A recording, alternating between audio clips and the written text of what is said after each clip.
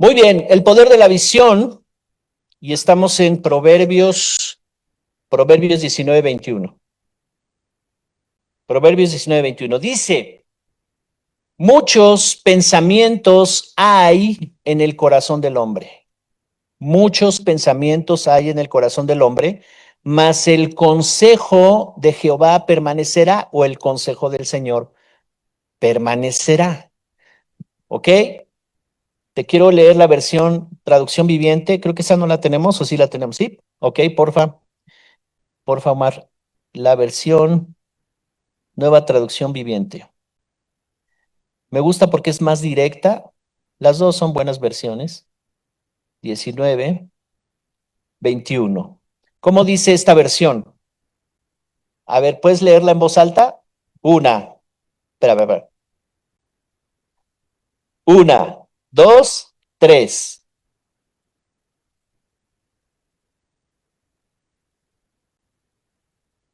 Ándale. Cuando yo leí esta, yo le vi alitas a un montón de planes que traía, ¿no?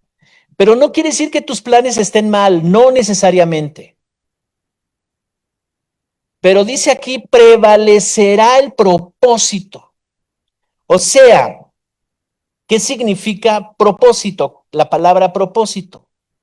Bueno, la razón por la cual algo existe. Es sencillo, ¿verdad? Algo existe por un propósito. En la creación, uno de los principios de la creación es que Dios creó todas las cosas, y el otro principio es que todas las cosas que Dios creó tienen un propósito, fueron hechas para cumplir un propósito. Nada en la creación es inútil, todo tiene un propósito en la creación.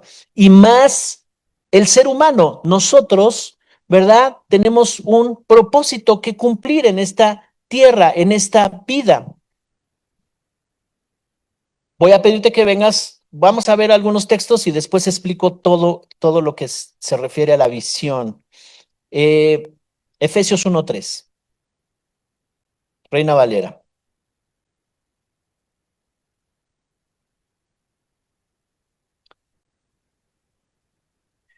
Reina Valera, ok.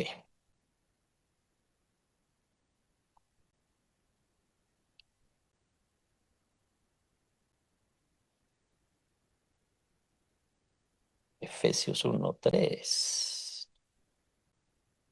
Bien, entonces estamos estableciendo una verdad poderosa.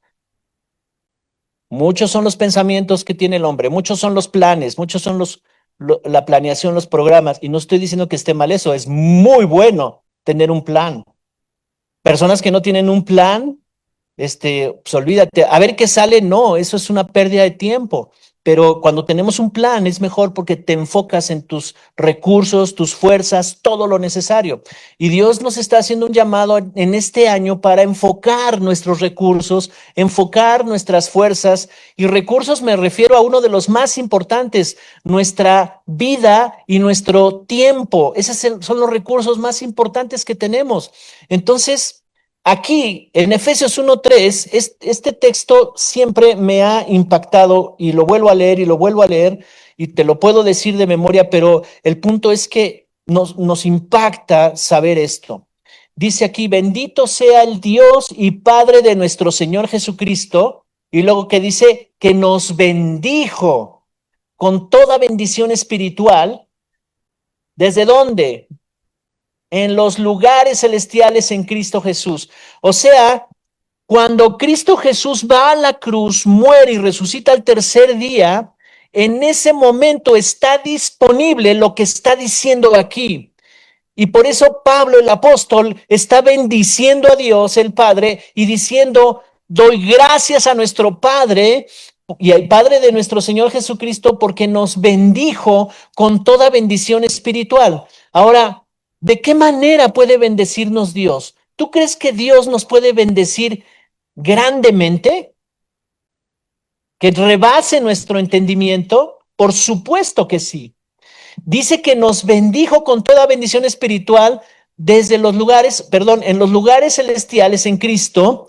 Y luego dice el versículo 4, según nos escogió en él antes de la fundación del mundo, para que fuésemos santos y sin mancha delante de él, en amor, habiéndonos predestinado para ser adoptados hijos suyos por medio de Jesucristo. ¿Ok? Según el puro afecto de su voluntad, para que nuestra vida sea una alabanza de su gloria, para que los que te conozcan glorifiquen a Dios, para que los que vean tu vida, ellos digan, wow, su Dios es maravilloso y glorifiquen a Dios. Es lo que está diciendo aquí. Entonces dice para la alabanza en el verso 6, de la gloria de su gracia con la que nos hizo aceptos en el amado, y luego está diciendo en quien tenemos redención por su sangre, el perdón de pecados según las riquezas de su gracia. ¿Ok? Ahora vamos a dejarle ahí para establecer dos verdades muy importantes. Cuando tú naciste, ya naciste bendecido. Amén. Bendecido. No importa lo que alguien pasó de su infancia, los problemas, las situaciones, la violencia, o a lo mejor alguien vivió cosas maravillosas. Está maravilloso, ¿verdad? Hace poco me estaba acordando de un amigo de la infancia cuando yo tenía 12 años y su padre era un general de la defensa, el ejército. Y vivieron por un tiempo porque prosperó mucho esa familia y se fueron de ahí era una unidad habitacional donde vivíamos, y era mi vecino él, y yo siempre deseé tener la familia que él tenía, porque tenía padres amorosos, cariñosos. El Día de Reyes era no esperar lo que me traían a mí, sino esperar lo que le trajeron a él, porque él era muy generoso, muy compartido, era como su hermano yo. Entonces, todos los juguetes que le traían a él, le llenaban ahí de juguetes media sala y los compartía conmigo. Entonces, yo no estaba esperando y ya después entendí que Dios me suplió, ¿verdad? Porque no había forma de que me dieran a mí y a mi hermano, pero este amigo era impresionante, siempre fue un gran amigo y yo siempre deseé tener padres como los de él. Después con el tiempo, conozco a Cristo Jesús y digo, bueno, gracias Señor, gracias por la familia en que nací, gracias y di gracias por todo lo que viví, ¿verdad? No todo fue agradable, pero muchas cosas fueron buenas y di gracias por ello, incluyendo este amigo, porque Dios me reveló algo y me dijo, yo te amé a través de tu amigo y yo te suplí a través de tu amigo y todo lo que él recibía, él te lo compartía y algunas cosas me las regalaba. Entonces, a través de él yo como que viví, ¿verdad? Esa parte de ser suplido y fui muy bendecido y estoy agradecido por ello. Entonces, ¿por qué te estoy diciendo esto? Porque necesitamos entender que cuando ya nacimos y la escritura dice que fuimos predestinados y entonces ya había algo que se había planeado para nosotros. Antes de la fundación del mundo no había nada. Antes de la fundación del mundo estaba la dimensión espiritual de Dios nada más. Dios, en su perfecta voluntad, pensó en ti. ¿Tú imaginas eso? ¿Cuántos años han pasado desde que se creó el universo, desde que se creó la tierra, desde que se creó el primer ser humano? ¿Cuántas civilizaciones, cuántas culturas, cuántas generaciones han pasado? ¿Verdad? ¿Cuántas millones de personas han vivido en esta tierra y han pasado por esta tierra? Y que la escritura venga y me diga que Dios pensó en mí, que pensó en ti. Que la escritura venga y me diga, fuiste predestinado. Es impresionante ese Dios. No conozco otro Dios como ese. Entonces tú y yo fuimos predestinados y cuando nos hemos conectado con Cristo, entonces se revelan estas cosas y por eso la urgencia de Dios de que nosotros vayamos y les digamos a otros que conozcan a Cristo, porque es importante que ellos sepan que también fueron predestinados. Ahorita andan caminando por ahí haciendo sus vidas y no lo saben. Pero es muy importante que yo que sí lo sé, le diga, ¿sabes qué? Conoce a Cristo, ven a Cristo.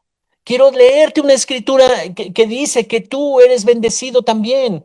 Y entonces, que las personas conozcan a Cristo. Tú y yo somos una puerta abierta, un acceso al reino de Dios para que ellos lo conozcan.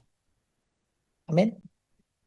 Entonces, dos verdades poderosas. Ya eres bendecido con toda bendición espiritual. Quiere decir, todos los recursos que necesites están listos para ti. Segundo, fuimos predestinados. Predestinados. Hay un destino hecho de antemano para ti. Es perfecto, es maravilloso, y cuando Dios te lo revela se llama propósito. La razón por la cual tú y yo estamos aquí. ¿Para qué nacimos? Pregúntate, ¿para qué nací? No al de al lado, tú mismo, pregúntate. Bueno, ¿yo para qué nací? ¿Yo para qué estoy aquí? ¿Cuál es mi propósito en esta vida? ¿Tener una familia? Está bien. ¿Tener esta profesión? Está bien. Y todo eso es parte de tu propósito. Y cuando logramos entender y descubrir nuestro propósito, todo eso se alinea en el propósito de Dios. Porque es Él el que nos anuncia lo que ha de venir. Él es el que nos anuncia el propósito. Entonces, dos verdades poderosas nos ha bendecido en Cristo Jesús. Todo aquel que se une a Cristo Jesús, esta promesa deja de ser promesa y se convierte en una realidad. Somos bendecidos. Si a mí alguien me dice es que la pasé muy mal, te puedo entender, puedo llorar contigo, pero te voy a decir, levántate, porque pasé cosas parecidas de mucho dolor, pero tuve que entender y levantarme y entender que soy muy bendecido. ¿Amén? Dios no quiere que nos quedemos en ese estado de nuestro pasado y lo que nos hizo el pasado. Entonces, somos bendecidos y somos predestinados.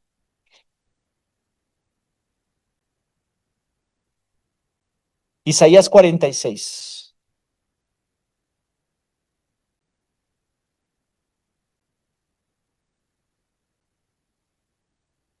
Isaías 46.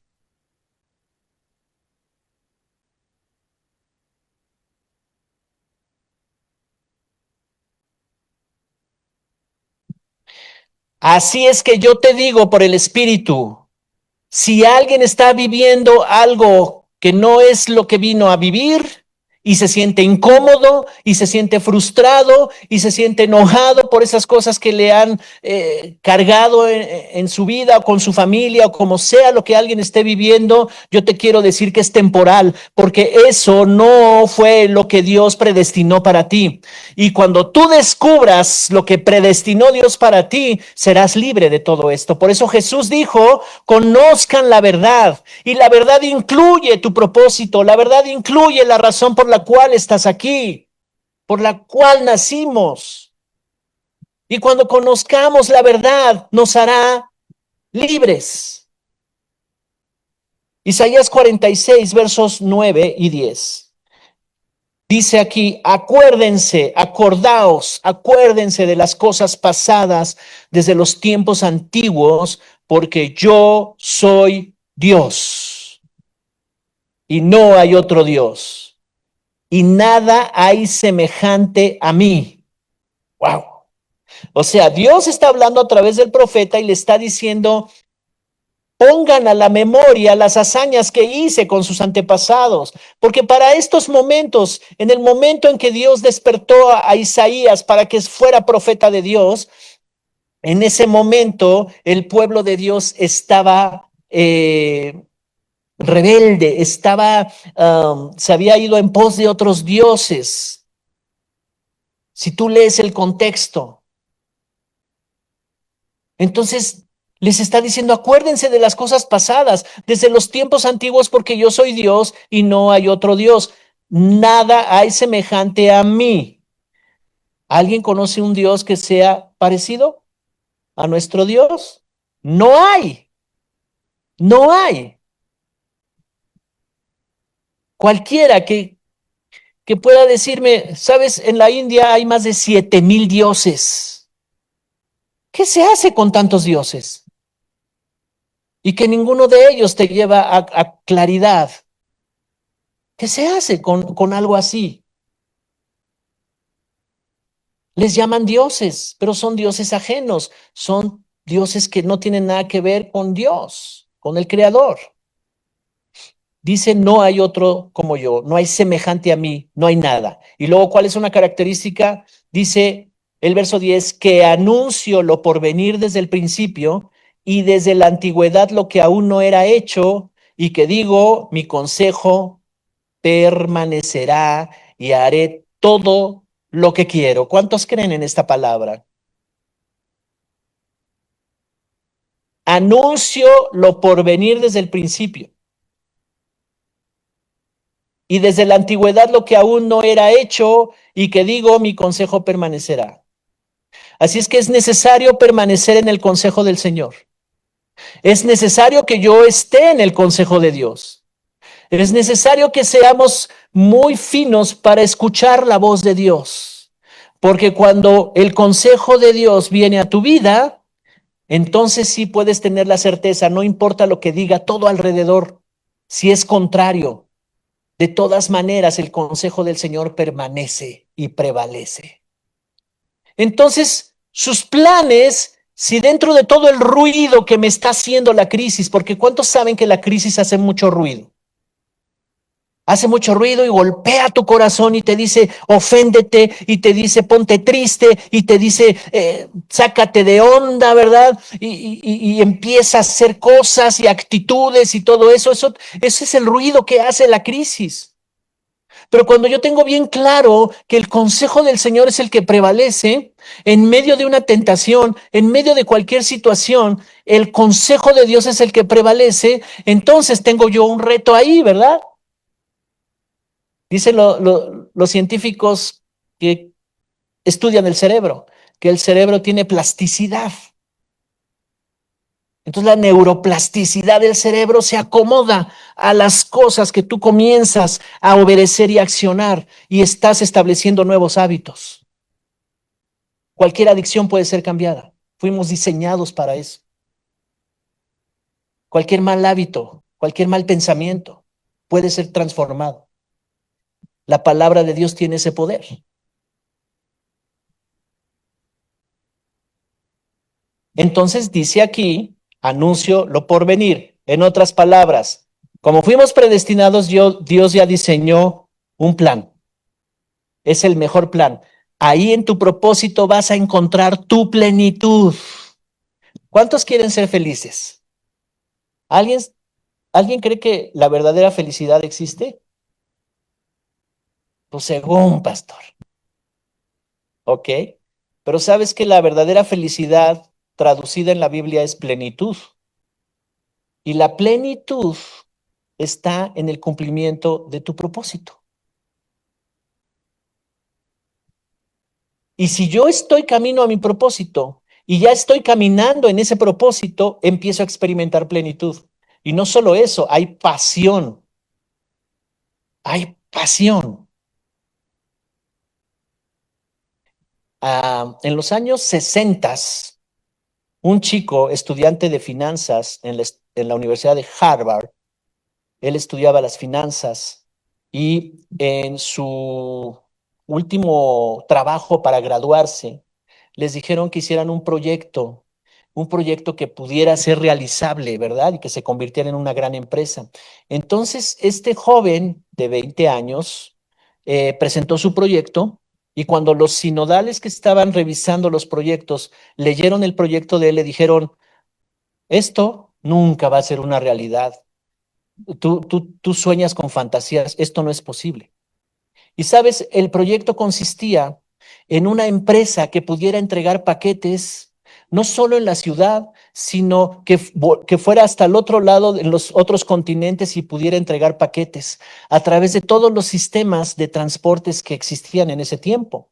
Y la visión de este muchacho era tal que él decía, mi empresa tendrá aviones y tendrá barcos y tendrá todo lo necesario para llevar paquetería a todo el mundo. Y le dijeron, esto no sirve, y lo reprobaron. Y hoy en día esa empresa se llama Federal Express, porque este jovencito tuvo una visión, entendió que ese era su propósito. Él había nacido para eso. Ardía en su corazón una pasión por llegar a eso. Pero fíjate, hubo autoridades inclusive de la escuela, los sinodales, que lo reprobaron y él no pudo obtener su título profesional sino años más adelante.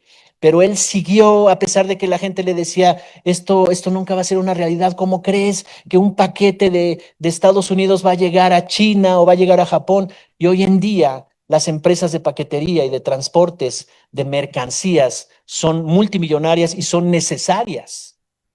¿Me explico? ¿Estás conmigo? Y a veces Dios nos pone una pasión en el corazón, Dios nos pone un sentir, Dios nos pone una visión. Y de repente vemos un escenario contrario que se está levantando en contra, ¿verdad? Obvio, y que nos dice, eso nunca va a ser posible, ¿cómo crees? Tú naciste en maceta y del corredor no pasas, o algo así dice, ¿no? Y no vas a pasar de ahí. Pero ¿qué es lo que prevalece? ¿Qué estamos viendo en la escritura? ¿El consejo de quién prevalece? Entonces yo necesito descubrir ese consejo, que todos los días me hable, que todos los días me dirija. He esperado en los últimos 15 años que el Señor me hable para un proyecto de la iglesia. 15 años. ¿Y qué crees? Tú dime, ¿qué? Bueno, si insistes te lo digo. Y el Señor me dijo, ponlo en marcha ya. Varios de ustedes van a ser llamados, los que estamos, los que somos, porque tenemos un llamado a la multiplicación.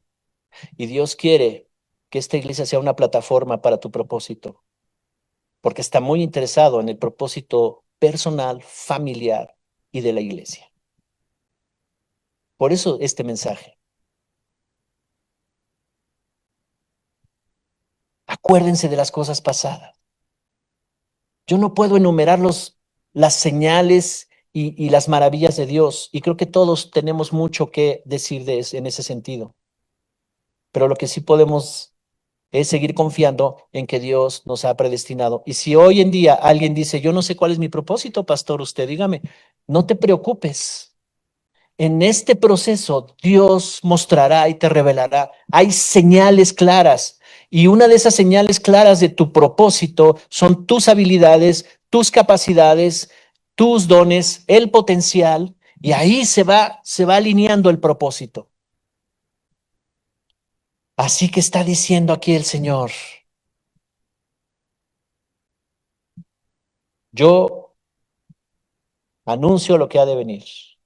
Te pongo un ejemplo. ¿Cuántos conocen la vida de José? José el soñador. ¿Sí? Cuando menos fuiste a ver la obra, ¿no? ¿Sí? José el soñador, el penúltimo hijo de Jacob, de los consentidos. Era un consentidazo ese José. Él el más chico se llamaba Benjamín. Entonces, era el más consentido. El padre lo amaba mucho, lo abrazaba y todo. Y los otros hermanos mayores. Y entonces Dios le da sueños a José. Y José empieza a tener sueños. Y sabes, uno de esos sueños, Dios le revela, tus hermanos te van a servir. Tus hermanos se rendirán a ti. Y José tiene la idea fabulosa, maravillosa de decir y contarle su sueño. Y les dice, ¿qué creen, hermanos? Dios me dio sueños y me dijo que ustedes me van a servir. Entonces ya eso fue la gota que derramó el vaso, porque ellos empezaron a enojar contra su hermano y dijeron, hay que desaparecer a este cuate, ¿no? Porque mira, y hasta mi padre lo consiente mucho y no sé qué y no sé cuánto. Y entonces voy a cortar un poco la historia, pero cuando lo engañan a José y lo llevan a un lugar y lo lanzan a una cisterna, a un pozo, y lo dejan ahí y vienen y le dicen al papá, ¿qué crees que una fiera del campo se lo llevó y ya ha de estar muerto por allá? Y entonces lloró mucho, Jacob sufrió mucho por su hijo, lo amaba. Pero lo fueron a aventar a una cisterna esperando a que se muriera ahí de frío o que una limaña lo picara, una serpiente o algo así por el estilo. Ahora, dice la escritura que cuando pasó esto, Dios estaba con él.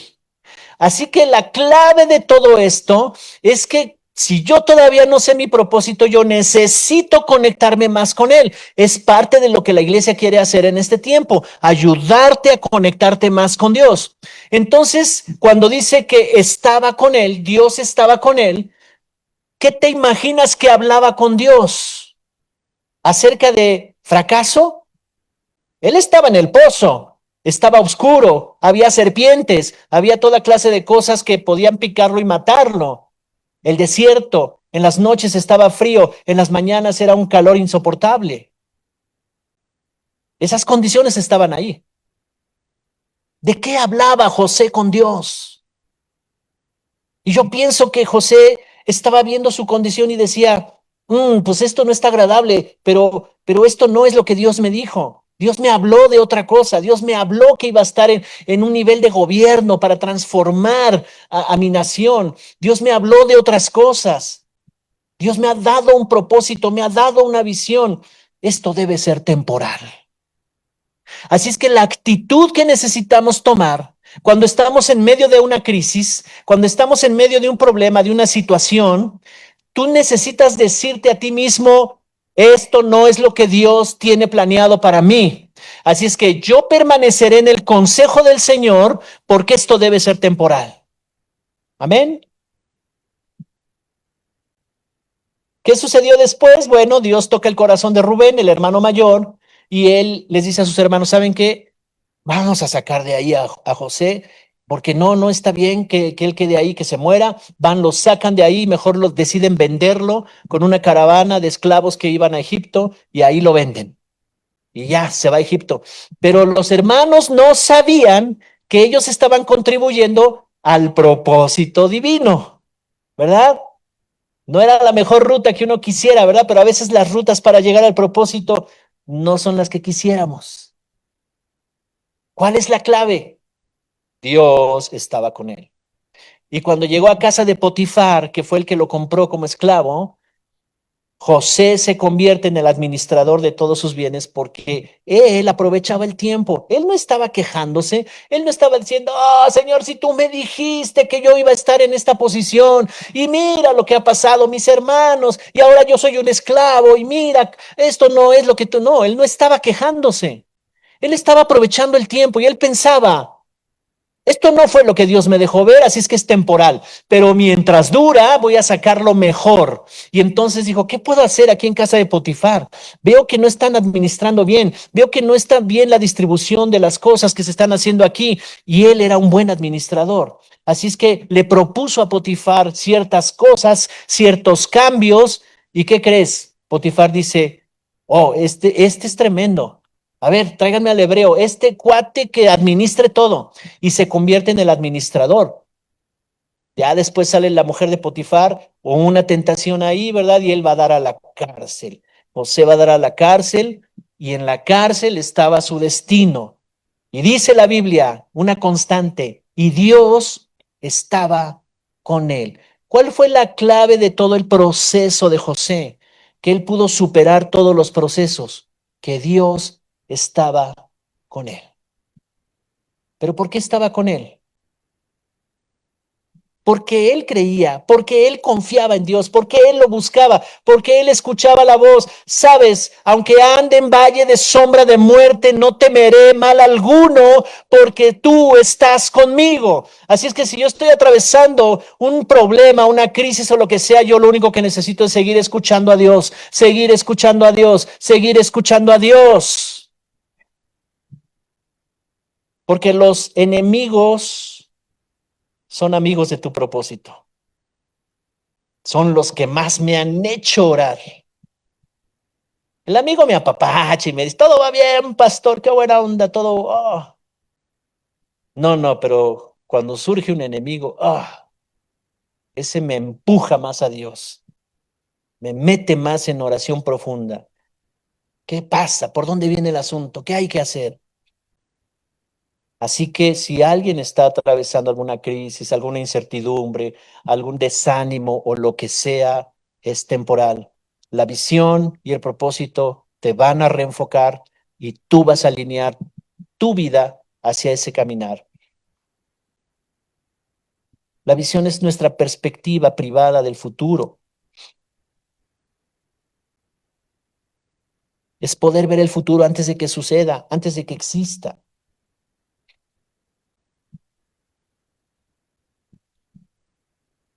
Hay dos cosas que la iglesia está llamada a hacer, y ese es nuestro propósito. Lo primero es que cada familia, para su éxito, para que alcance todo su propósito, cada familia requiere alimento espiritual. El alimento espiritual es necesario, porque hay una parte de nosotros que es el motor de nuestras vidas, que es el espíritu. De ahí viene todo lo que necesitamos. La familia no es un proyecto de la sociedad, es un proyecto de Dios. Se alimenta de la palabra, se alimenta de los valores, se alimenta de los principios. ¿Cuántos están conmigo? ¿Todavía te tengo o ya te perdí? Se ha normalizado, vivimos en la época de la normalización. ¿Qué quiere decir eso? Que muchas cosas se han normalizado. Es normal que vendan drogas ahí en la tienda de la esquina, es normal, en todos lados se hace. Es normal que se las vendan a los niños, es normal, en todos lados se hace. Es normal que sucedan así estas cosas, es normal. Entonces la sociedad ha normalizado. ¿Y qué vamos a hacer nosotros con nuestros hijos? Porque si yo no estoy haciendo nada, la sociedad lo va a hacer. Si yo no estoy haciendo nada con ellos, sus amigos lo van a hacer. Si yo no estoy dándoles un ambiente apropiado a mis hijos, sus amigos se los van a dar y no es el apropiado. Y cuando ellos caigan en situaciones, cuando ellos caigan en esas situaciones, quiero nombrarlas así, entonces estaremos llorando, tal vez diciendo, pastor, ore por este muchacho porque mire, tan jovencito y ya anda en todas estas cosas, ya ha probado de todo.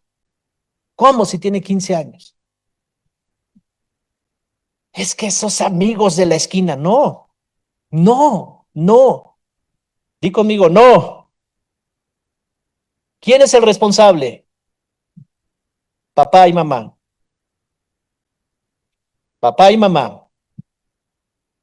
Entonces la familia para su éxito, fortalecerse, crecer, avanzar, necesita alimento espiritual, valores, principios, la obra de Cristo completa, revelada, saber que tienen un propósito, un destino, poder transmitirles a nuestras generaciones todo esto.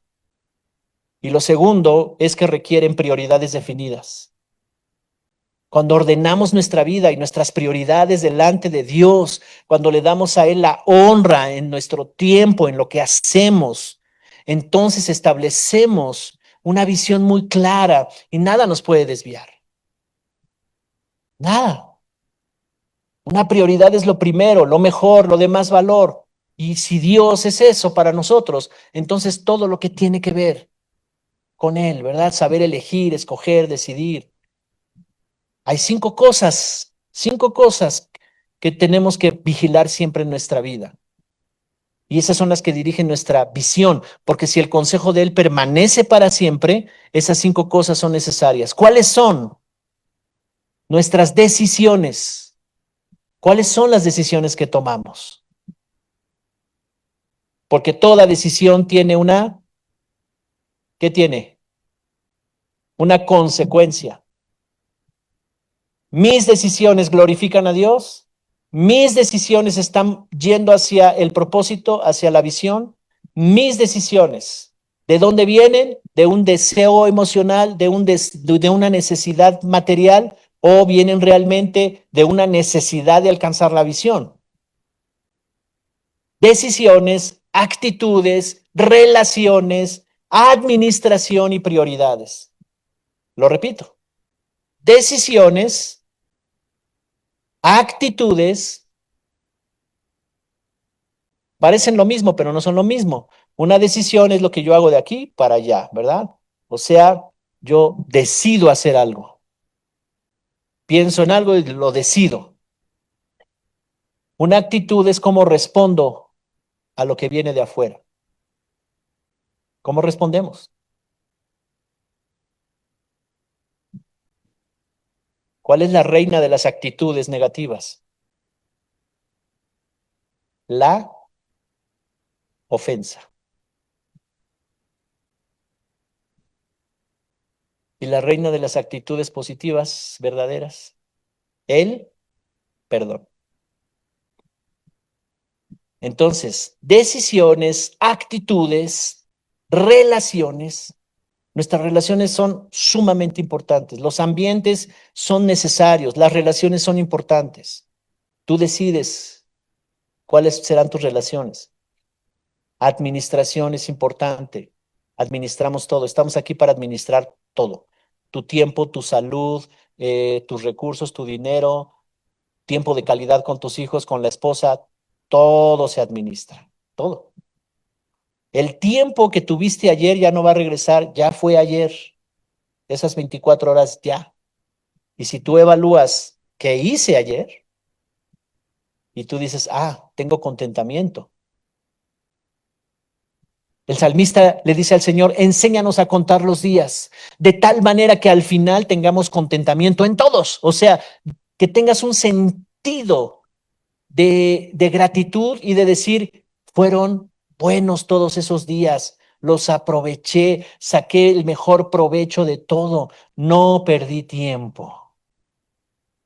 Amén. Así que vuelvo a repetir, decisiones, actitudes, relaciones, administración de los recursos y prioridades. Si tú vigilas bien todas esas cosas a la luz de la palabra de Dios, entonces vas a avanzar, estás avanzando a tu propósito. Permíteme leer un versículo más. Mateo 9.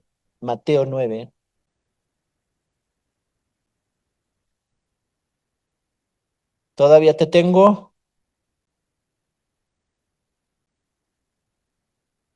Mateo 9.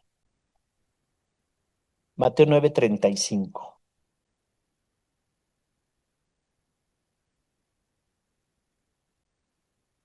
Dice aquí que Jesús recorría todas las ciudades y aldeas. ¿Ustedes creen que Jesús sabía su propósito? Bueno, él dijo esta frase a Poncio Pilatos, yo para esto he nacido, ¿verdad? Tenía clarísimo su propósito y tenía clara su visión. Entonces, esto era parte de su propósito y su visión, recorrer todas las ciudades y las aldeas, enseñando en los templos de los judíos, en las sinagogas de ellos, y predicando el evangelio del reino. ¿Cuál era su mensaje? El evangelio del reino. No era un mensaje religioso. No era de reglas, no. Era una nueva cultura, el evangelio del reino, y sanando toda enfermedad y toda dolencia en el pueblo. O sea, había señales y milagros. ¿Tenían al mejor predicador? Sí. Tenían a Cristo ahí. ¿Cuántos de ustedes hubieran querido tener a Cristo ahí predicándoles la palabra del reino? ¿No? Tenían al mejor.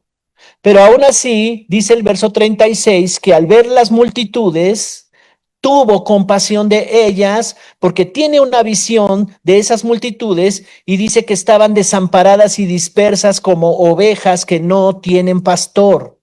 Entonces dijo a sus discípulos, a la verdad la mies es mucha, mas los obreros pocos. Rueguen pues al Señor de la mies que envíe obreros a su mies. Y esa palabra enviar es la palabra formar. No es que vamos a estar orando aquí, mándanos a los evangelistas. No, están aquí. Tú y yo tenemos el llamado. A lo que sea que nos dedicamos, tenemos un llamado.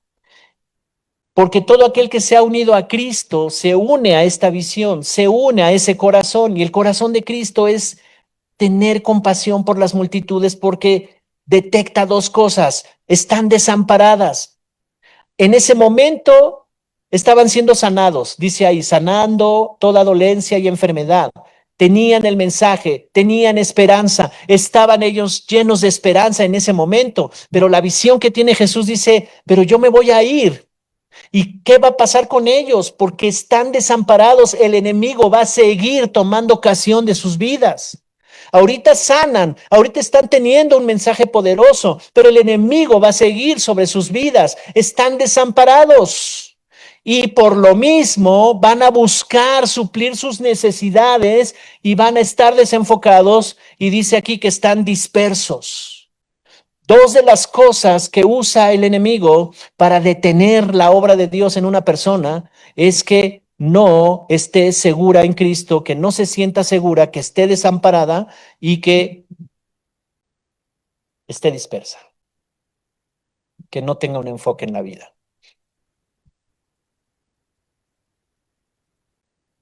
Por lo tanto, aquí comienza la visión que Dios nos habló hace 15 años. Y hemos hecho cosas, por supuesto, no nos hemos quedado así, pero Dios nos dio una visión poderosa y nos dijo, enséñenles,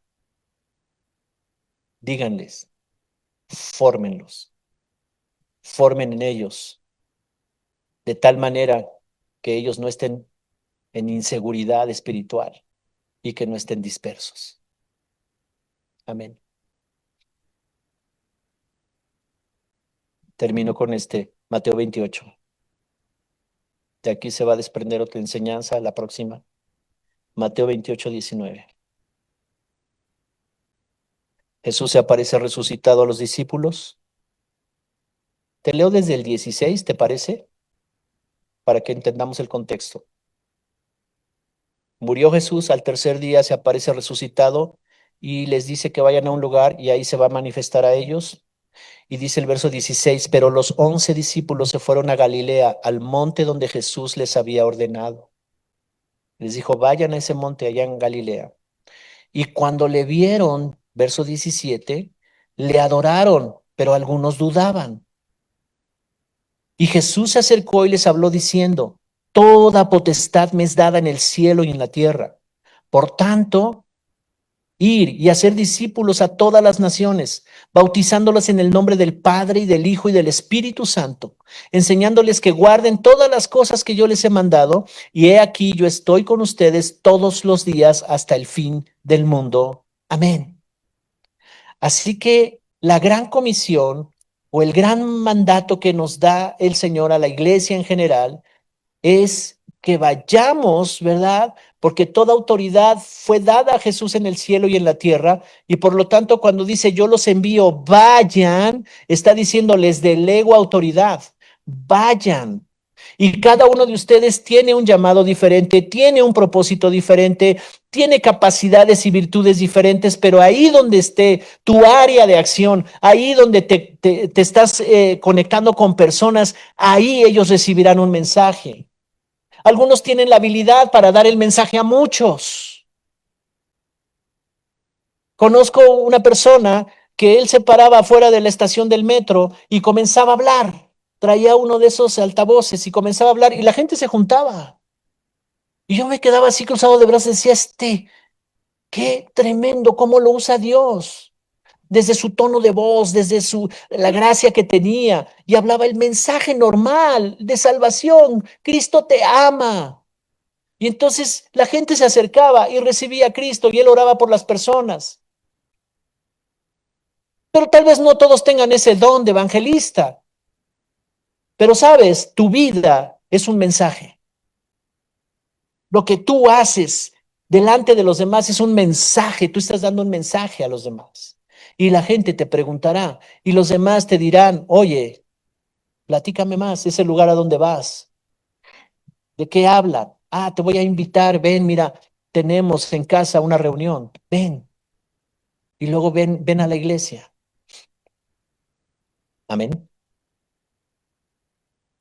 El mandato es, o la gran comisión, vayan por todas las naciones. En cada nación hay culturas, vayan por todas las culturas, vayan a todas las personas.